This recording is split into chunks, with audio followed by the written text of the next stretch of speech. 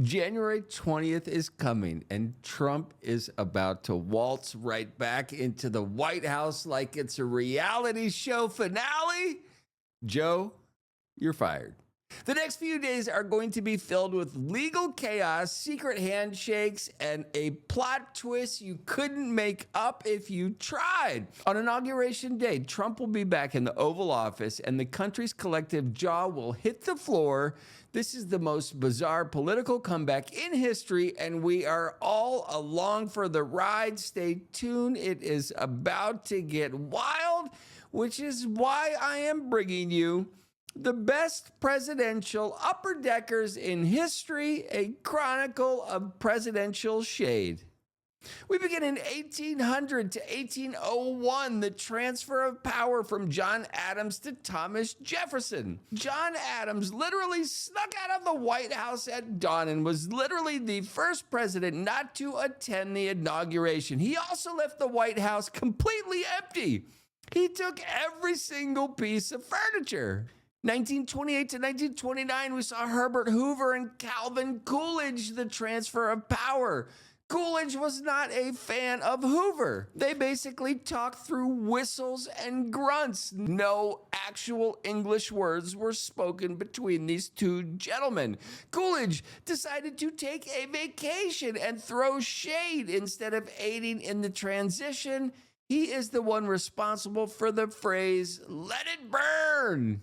1932 to 33, Herbert Hoover to Franklin D. Roosevelt. Hoover and FDR's transition was famously frosty during their inauguration ride. They reportedly did not exchange a single word. There was a bank crisis at the time. Hoover took the keys and left no information. Thank you, Hoover. 1960 to 61, Dwight D. Eisenhower and John F. Kennedy. These guys hated each other. The response was suck a fat dick. Eisenhower was secretly in love with Marilyn Monroe, and he was not going to help Kennedy one iota. 1974 to 75, Richard Nixon and Gerald Ford. This shit was absolutely crazy. Gerald Ford was investigating Nixon. Nixon had to hand over power to Ford. Ford ended up giving him a fucking pardon. The pardon covered any crimes Nixon may have committed against the United States while he was in office. What the fuck is going on? Then we get to 1988 and 89. Ronald Reagan and George W. Bush, despite his vice president for 8 years, these motherfuckers did not see eye to eye. He got the cold shoulder. Nancy Reagan and Barbara Bush, they got into a fucking wrestling match over the passing of the White House China ceremony. What is happening? Then, when the Bushes got in, Reagan left his astrology charts behind, and they figured out how Reagan was leading the free world. 2001, Bill Clinton and George W. Bush. The Clinton staff removed all of the W's from the White House keyboards. They left upper deckers in 26 out of 28 White House toilets.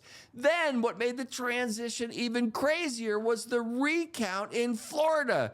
The staff was forced to clean out all of the toilets because the Florida recount took so long. Then Clinton, like John Adams, also took all of the furniture on his White House departure. 2020 to 21. Donald Trump and Joe Biden. This was when Donald was going out and Joe was coming in. First, Trump never lost, so how could he concede a win, you shithead Joe Biden? I'm sure that's what he was thinking. They made the transition of power a bit awkward. Just like John Adams in 1801, Quincy Adams, 1829, Martin Van Buren, 1841, and Andrew Johnson in 1869, all of these motherfuckers in the 1800s skipped the inauguration. Trump was the first person to do it since the 1800s. Trump did not attend Joe Biden's inauguration or host the White House welcome. What is going to happen when we have the turn of events in a few days?